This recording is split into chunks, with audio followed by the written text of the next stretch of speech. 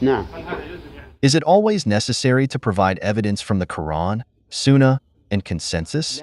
We say no. It is not a requirement for the evidence to come from all three sources. A single proof is sufficient. However, the more evidence we have supporting a ruling, the stronger it becomes. I personally prefer, whenever possible, to mention both textual and rational evidence, because people today are in need of it due to the weakness of faith.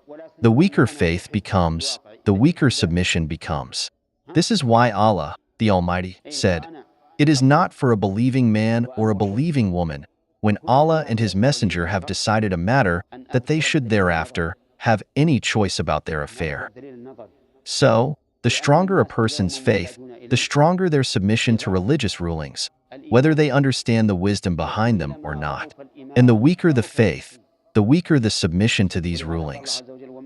Nowadays, you find some people, even when you present them with evidence from the Quran and Sunnah, they are not convinced and want to argue.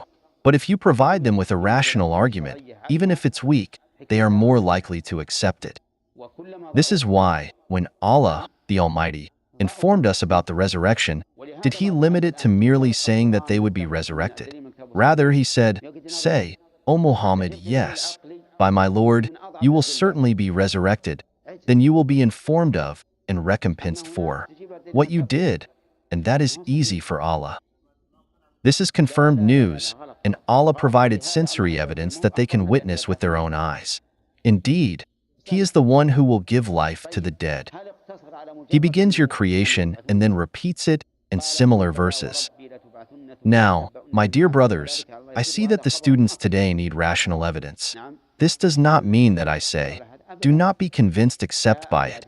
It is obligatory to be convinced by the religious texts, no matter the situation. But as a student, you will engage in debates and arguments, and if you do not have rational evidence, you might be defeated.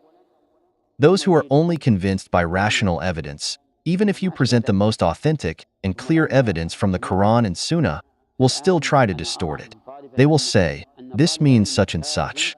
They might even accuse you of being ignorant, saying that you only take the apparent meaning.